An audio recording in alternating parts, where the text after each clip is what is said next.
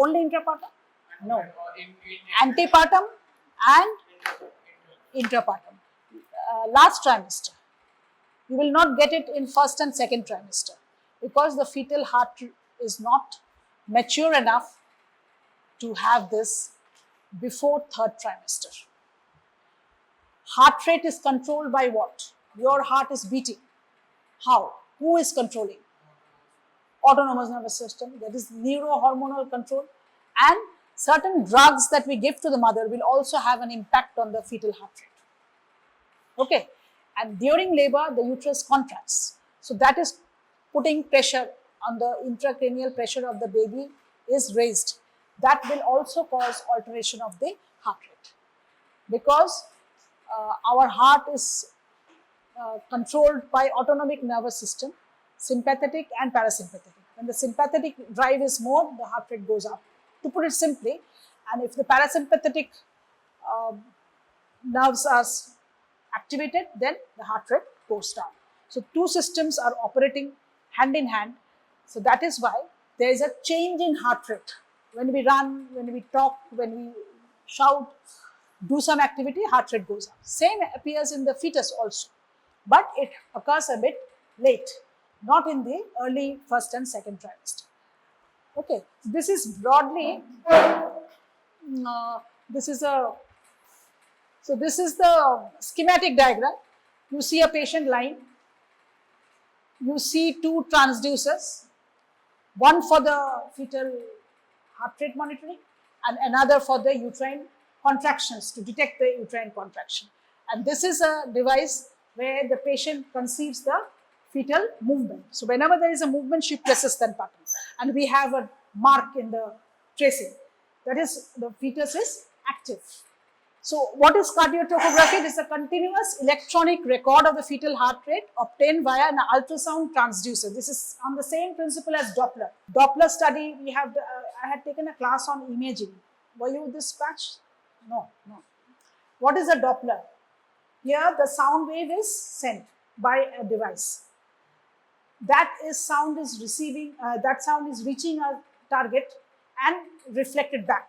So this change in frequency of the reflected sound is this is electronically modified onto the paper, and this is how you can see the tracing. This is basically the principle of cardiograph, not the tachograph. Tachograph is the uterine contractions. We cannot take the uterine contractions absolutely because it is taken from above. To have an accurate measurement of intrauterine pressure, we need to have an intrauterine catheter. You don't have to know it. Baseline, you understand this much. So it is mostly done in the third trimester of pregnancy and labor. As a method of assessing, why do we need to do it? We want to assess the fetal well-being in context to uterine contractions. Why do we do it early than in late trimester? Suppose it is a high-risk pregnancy. Fetus is not growing. Fetus is having some problems due to maternal problems like medical problems, diabetes, anemia, jaundice. Patient is having cardiac issues. So this can have an impact on the fetus. So the high-risk group or obstetric complications, say patient is having antepartum hemorrhage. She is bleeding. So that can compromise the fetal well-being. So these are the reasons why we want to assess. And when the patient comes to the labor room, we do a initial assessment, we take a tracing. If it is reassuring, that means heart rate is okay, we are happy, we might not do it anymore. But if the booking CTG is indicative of some risk factor, then we will again do it during labor, that is intrapartum. So we are looking, basically we are trying to pick up those babies with fetal distress and we want to salvage those babies. We want to have some intervention so that either we expedite the delivery or we do some arrangement. Usually it is to expedite the delivery of the fetus. When we do it intrapartum, there is no point waiting for it. If the baby is in distress, you can change the posture of mother. That perhaps will increase the oxygenation of the baby.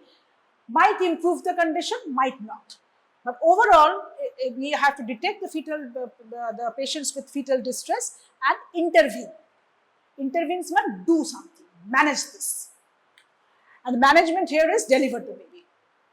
So uterine contraction has a definite relationship between the fetal heart rate and pattern, and characteristic changes occur in hypoxic fetus.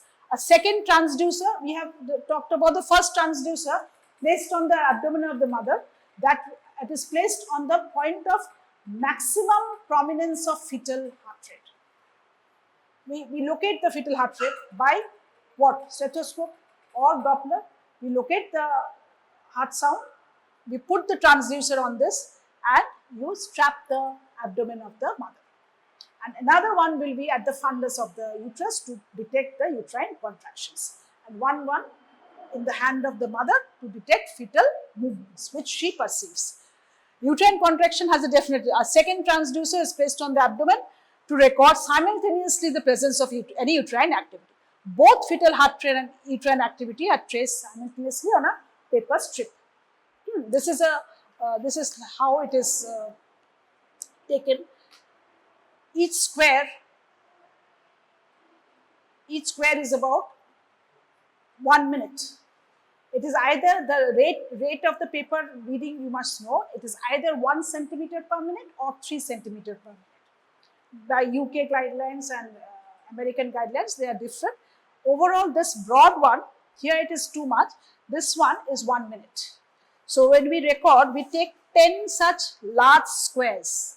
So in a 10 minutes period, what is the acceleration? We see one acceleration. What is the heartbeat? We take it, say 10 minutes time. And you calculate the heart rate. Heart rate is the baseline. I'll come to it. Don't get confused. I'm just showing you the baseline. This is the fetal heart rate and this is the uterine contraction depicted. So this is the height of the uterine contraction measured, and we have to corroborate the heart rate with the uterine contractions that is coming. This is an intrapartum cardiotocograph. Achha, we'll come to it. So what are the information you will put on the paper? Name, registration number, basics, date and time of recording, and whoever is monitoring is done by whom? Either by the obstetrician or by the midwife. So she puts her signature there. Someone has to monitor. Doctor, you people who are students or say interns or registers who have to stay there for the whole time. Either you do it by rotation or you take handovers from your colleagues. This can be done by midwife also. She keeps the record. So that can be done by medical as well as nursing staff. Posture of mother and changes along with it. If the mother changes from say supine to lateral position, maybe the fetal heart rate improves. Then speed of paper, this is the speed. Some drugs are administered during labor, that will also have an acid. Analgesics, sedatives, that will also cause an alteration of the fetal heart rate. So you have to keep a note what drugs are given. Here we don't have it, but sometimes that is also written there. The whole thing will give you an idea how the pregnancy, how the labor is progressing. This is intrapartum. And any vaginal examination done, you put the findings. BP recording before and after epidural analgesia. In labor, sometimes we give epidural analgesia to alleviate the pain. That also will cause variation in the heart rate. This fetal heart rate, we are talking about abdominal transducer.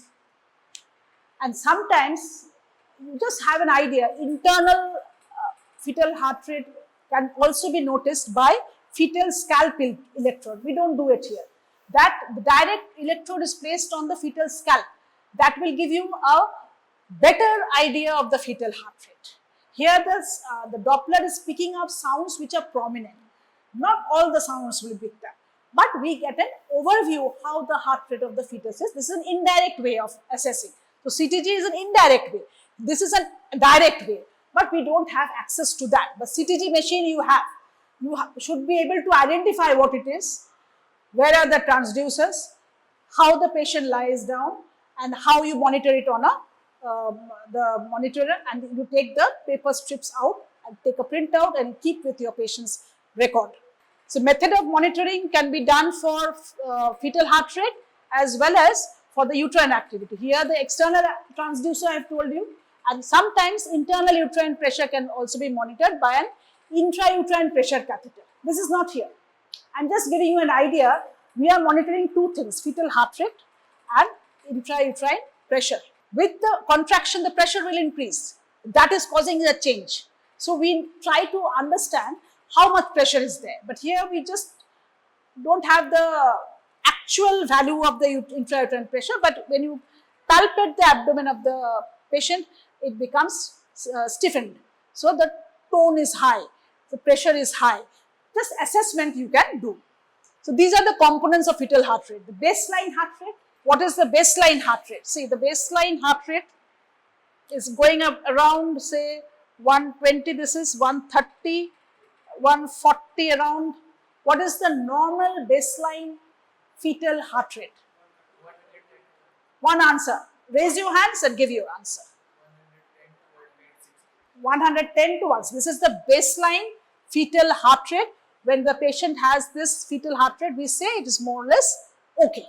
What are the other things that we see? Baseline variability.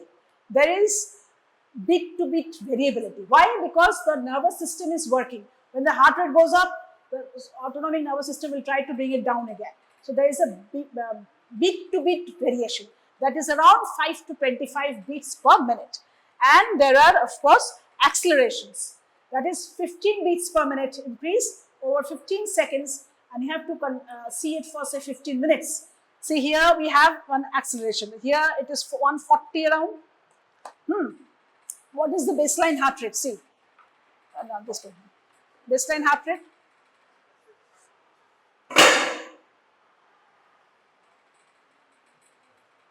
You first see the heart rate which is there.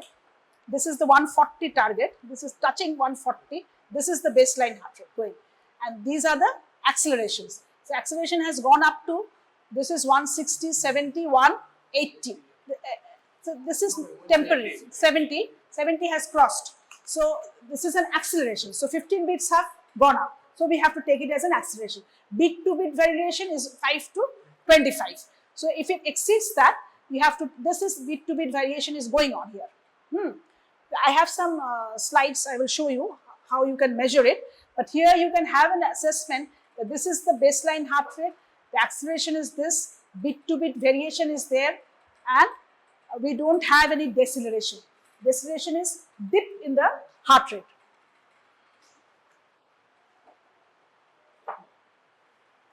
So deceleration is not present here. This is a normal, there are relationship between fetal heart rate and timing of uterine contraction. So the principle is that fetal heart rate changes recording utilizing the physical principle of Doppler effect. Transducer you have understood placed on the abdomen, where the FHS is best audible.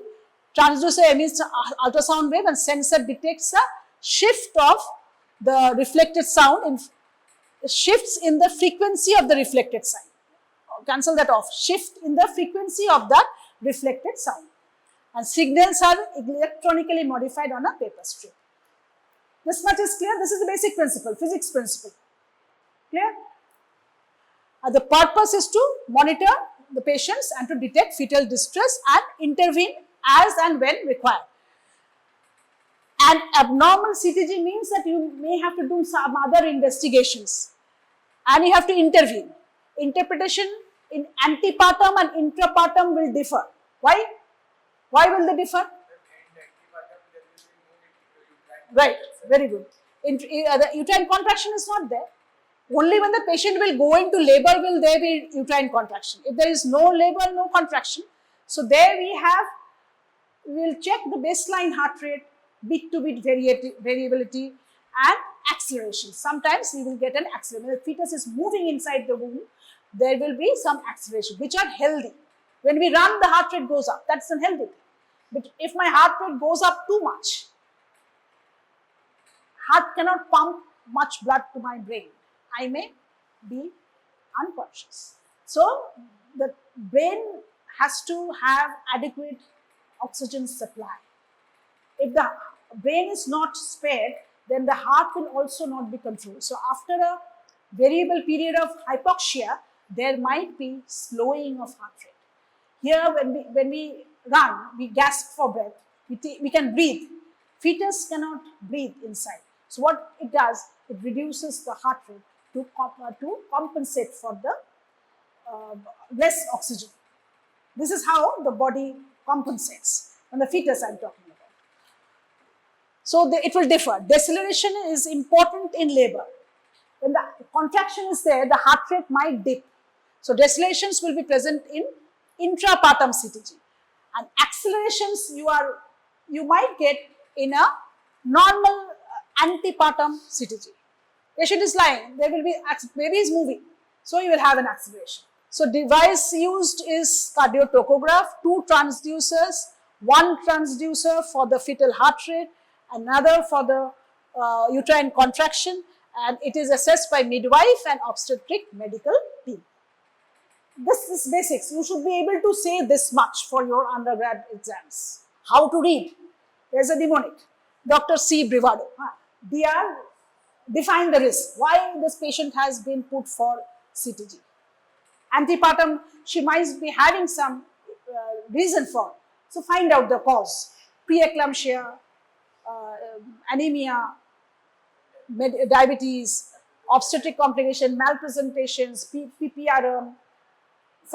In labor, there are many instances because patient may have gone into labor and she is having obstructed labor. So we have to deliver the baby. So she will have changes.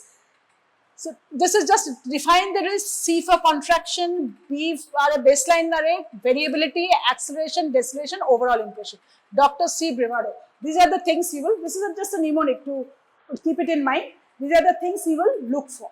So define risk when performing, need to determine if the patient is high risk or low risk. Low risk, you just do a CTG while the patient comes into labor and you monitor her with intermittent auscultation will do. Either with stepho or Doppler, that will suffice. But if the patient is high risk, patient is bleeding, patient is having breech presentation, patient in labor, these might post-CS in labor, impending scar rupture. Post-CS patient, you know what is scar rupture? A cesarean section that can dehisce, that can give way. So that will also cause changes in CTG. That is very important. So post-CS patient in labor, you might have to see changes in so this is a high risk case. This is important in the context of CTG reading. These are the high risk pregnancy, maternal medical illness, multiple gestation, post-dated, FGR, congenital malformation. When you have given something to augment the labor, say oxytocin, or augmentation of labor with some other gel of prostaglandins, this might cause a alteration of heart rate. So you have to monitor closely. You expect that there will be changes, then you monitor. Other risk factors, absence of patient has come unbooked. She has not visited the hospital anytime. So she is a high risk group. We know nothing about her. So put her CTG, see how the heart rate is moving. And smoking, drug abuse, we get patients of this kind these days. So contraction, record the number, contraction I have told you within a 10-minute period you will record it. So we have recorded here it is 1 centimeter per minute. We have recorded in 10 minutes, 1, 2, 3, 4, 5, 6, 7, 8, 9, 10. So we have 3 contractions. 3 per 10 minutes is active labor. Don't forget your labor room classes. We had taken these classes. So assess, number of contraction in a 10-minute period, each big square is equal to 1 minute. Big square here is this one. Individual contractions are seen as peaks. Assess contraction, duration, how long the contraction lasts. With each contraction, see there is a change in the heart rate. When there is a contraction, there is sometimes, here there is no deceleration, sometimes the heart rate dips with contraction. Again, it recovers when the contraction has passes on. This is absolutely normal because during labor, there is head compression, intracranial pressure rises, and this is absolutely physiological, nothing to worry. So, you will assess the contraction duration and intensity. That is, how strong is the contraction, you can assess by palpation. You cannot measure it Absolutely you cannot measure, but you can assess. Baseline heart rate is in a 10-minute period. So number of, the rate is 110 to 160 is the normal one. I had a graph here, somehow it is not coming. So this is the baseline EA. You will get a graph at this one. This is the baseline heart rate. Okay, 110 to 160.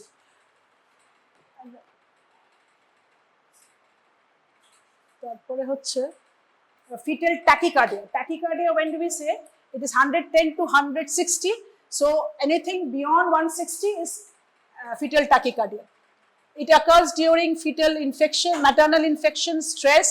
If it is lower gestation, less than 32 weeks, we have tachycardia. Hypoxia, chorioamnitis, hyperthyroidism, anemia, fetal tachyarrhythmia, and drugs like atropine. This is parasympatholytic, so the heart rate will go up. And terbutaline is sympathomimetic, so the heart rate will go up. So these are the drugs sometimes we have to give to slow down the contractions. Terbutaline is given. So that will cause a dip in the heart rate. And bradycardia is less than 110, so less than 100 to 120 is fetal bradycardia. Baseline heart rate, raised is tachycardia, reduced is fetal bradycardia. Post-date pregnancy, occipito-posterior, congenital heart block, hypothermia, when the temperature goes down for mother, heart rate will go down. Cord compression and drugs like benzodiazepine. Prolonged severe bradycardia will cause due to cord compression, cord prolapse, etc. When the fetus has gone into labor, there is obstructed labor, we will have this. Now this is the baseline variability. Baseline variability, we had Dr. C. Brevardo. Variability is 5 to 25 beats per minute. Normal variability is this, and there will be, we have to assess how much the peaks and troughs of the heart rate deviate from the baseline. Here also there is raised, but this is less. So if it is 5 to 25, we call it variability, baseline variability. If it is more than that, 15 minutes and is sustained over 15 minutes, that is called an acceleration. So you have to distinguish between acceleration and beat-to-beat variability. So variability can be categorized as reassuring, non-reassuring, and abnormal. Reassuring is 5 to 25, non-reassuring less than 5 for 30 to 50 minutes, and 25 minutes for 15 to 25. Abnormal will be reduced beat-to-beat variability, less than 5, more than 50, and more than 25 for 25 minutes. And sinusoidal is, it's like a sinusoid. It will go like a simple, that it would have a smooth outline, distinctive up and down, without any variability, without any acceleration. This is the worst type. The fetus is having severe hypoxia. When the fetus is sleeping, there will be, it will not sleep more than 40 minutes. If 40 minutes gap you are seeing and there is no variability, this we have to, it is of concern. It may be due to fetal acidosis, fetal tachycardia, and opiates, benzodiazepines, methyl dopa, Maxalt. This all can cause reduced variability. And if it is early weeks and congenital heart abnormalities, here also the heart rate will be low. This is the acceleration. Acceleration, here we have 1, 2, 3. But this from here to here, it is the this period we are having 2 accelerations. So we need to have 2 or more acceleration within a 15-minute observation period of 15 beats per minute, sustained for 15 seconds. This we have to remember. So acceleration alongside uterine contraction is a sign of a healthy fetus. Contraction is there, the patient is going into labor, but the heart rate is moving up. So normal CTG, if there is an absence of acceleration, it has of no significance. But baseline heart rate is what? Just tell me the baseline heart rate. 110 to 160. And beat-to-beat variability, 5 to 25. And accelerations, 2 or more accelerations, fetal 15 minutes. Deceleration is drop in the baseline heart rate 15 beats for greater than 15 seconds. This is also controlled by the neurohormonal system. Early deceleration occurs when there is an uterine contraction, then the heart rate dips. Again, when the contraction goes off, it returns. This is healthy. This can happen to any patient in labor, in early labor or in labor. The head compression is there, this will happen. It quickly recovers. So this is physiological. And variable deceleration, early deceleration is healthy. Variable deceleration, there is a rapid fall in baseline with a variable recovery. More often, it is found in oligohydron when the fluid level goes down. So there is more of compression. The heart rate doesn't form a regular pattern of returning back to normal heart rate. That is called variable deceleration. Initially, there is a slight increase in the heart rate. Again, it falls. Again, it comes up. These are called two shoulders of variable deceleration. This is typical variable deceleration, but this is non-reassuring. When we get this graph, we feel that this fetus need to be monitored very closely. The cause is umbilical cord compression. The reason is this I have explained. Typical and atypical, where there is a shoulder, there is increase in the heart rate followed by dip, again rise in the heart rate. Now, late deceleration occurs at the peak of uterine contraction and recovers after the contraction ends. This is pathological. So, when we have variable deceleration or late deceleration, this is non-reassuring. And prolonged deceleration for more than 2 minutes, it is non-reassuring, and if it is 3 minutes, it is abnormal. So, we categorize in 3 forms: normal, that is reassuring, non-reassuring, and abnormal or pathological. Sinusoidal pattern we have discussed, a smooth regular wave-like pattern, 2 to 5 cycles and stable at 120 to 160, no bit-to-bit variability. This happens in severe fetal hypoxia, anemia in Rh negative mothers with Rh positive, fetal-maternal hemorrhage. See the pattern? So, overall impression is reassuring, suspicious or abnormal. According to NICE guidelines, we have categorized according to the features, that is baseline heart rate, variability, deceleration and absence or presence of acceleration. These 4 things you have to remember, and the levels you try to remember: baseline heart rate, acceleration, bit-to-bit variability and presence or absence of acceleration. If you can't remember the decelerations, okay, it will take time to assimilate, but these 4 things you have to keep in mind. So, this is the reassuring baseline heart rate, baseline variability, presence of acceleration, deceleration either absent or early deceleration, and variable deceleration with no concerning characteristics of less than 90 minutes. So, this is reassuring. Non-reassuring, see, the baseline heart rate has gone down or it has gone up. Variability is less than 5 for 50 minutes or more than 25. So, it has gone beyond the range, and any of these can cause decelerations. Any of the below will be classed as non-reassuring. When there is variable deceleration for 90 minutes and it covers almost 50% of the contractions for 30 minutes or more, or 30 minutes, less than 30 minutes, or late decelerations. Late decelerations means occurs after the uterine contraction and it doesn't recover back very quickly. You understand, early is with the contraction and it recovers back when the contraction goes on. Late, it comes with the contraction or after it, but it doesn't come back to the normal rate very fast. So, there is a lag phase.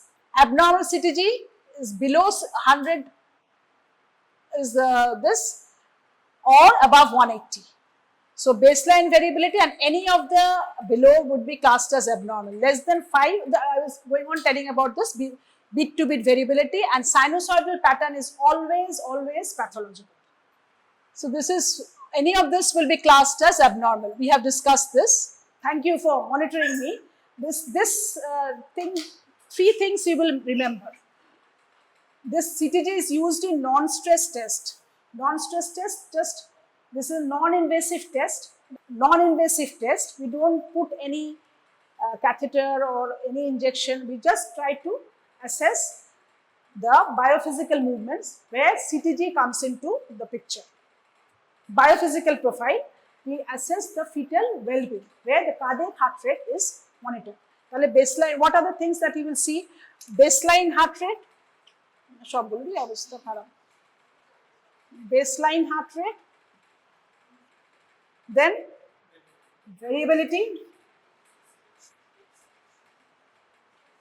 then and this is normal 5 to 25, and then presence of acceleration, and deceleration is best to be absent. Deceleration থাকলেই আমরা একটু worried হয়ে পড়ছি। If it is early, okay, but if it is variable or late, we are worried. And how long it is staying? If it is more than 90 minutes, we are worried. So this baby has to be salvaged. We have to deliver the baby fast. ঠিক আছে, এই graph অত লাগবে না, but still this graph you should be able to read. You give me the rates, you give me what is what CTG is it? Antepartum or intrapartum?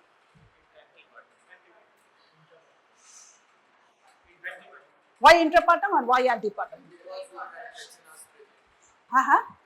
Uterine contractions are present. It is never antepartum, it is intrapartum. Patient has gone into labor. That is why the contractions have come out. And it is active labor. Why? Because we have 3 per 10 minutes. Reading ta dawa ache. See, the reading is given. 1 centimeter per minute. This is the speed of the paper. To have a good assessment of the fetal heart rate, your CTG machine should be all right. You should be acquainted with the thing. Because if you suppose the speed of the paper is 1 centimeter per minute and you have changed the speed, somehow the speed has changed, so the heart rate will either be halved or doubled. We need the actual heart rate.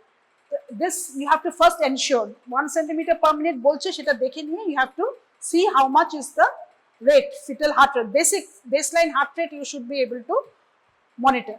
So acceleration, fetal heart rate, beat to beat variation, and uterine contractions, how many have been there, and with that there has been no dip. Dip means they should fall below the baseline. So there is no deceleration here. So is it a normal CTG or non-reassuring or abnormal? What kind of CTG is it? Normal and reassuring. Normal or reassuring. So this is the of a normal CTG, normal intrapartum CTG. তোমাদের দিলে এরকমই একটা দেবে হয়তো। ওকে, dilatation, effacement, station, rupture of membrane, pH, O2, এগুলো হচ্ছে যে what is the, if you can manage to measure the fetal blood sample from the scalp, you will measure these. O2 pulse temperature, এগুলো maternal pulse and temperature, and this is the vaginal findings I was talking about. If the patient is going into labor, the progress in labor is also, you keep a note of it. And see the markings here. Can you see the markings? These markings, this is what? This is fetal movements. Mother has pressed that third button which is causing these, এই marks গুলো মনে রাখবে। The fetal movements, so many movements she has been able to feel while she was monitored. Baby is moving, but mother cannot perceive all the movements. Sometimes the baby sleeps and sometimes the mother sleeps. So you have to count the movements when mother and baby both are awake. এটা বলে দিতে হবে মাকে যে তোমার বাচ্চা ঘুমাচ্ছে, চিন্তার কিছু নেই। মা 10 মিনিট ধরে বাচ্চা নড়ছে না, 10 মিনিট বাচ্চা কেন 40 মিনিট বাচ্চা ঘুমোতে পারে এক একটা স্লিপ সাইকেলে, but it should not be more than 40 minutes. আমাদের মতো অত 3-4 ঘন্টা ঘুমায় না, ঘুমিয়ে যাচ্ছে, মুখ করছে, এরকম করছে। হ্যাঁ, somersaulting is going on in that space. It's like a spacecraft. In the spacecraft, you have to be in a small confined space. Here is also confined space. You can't move out. You can move out of the door. The fetus cannot move out of this room. Try to visualize this.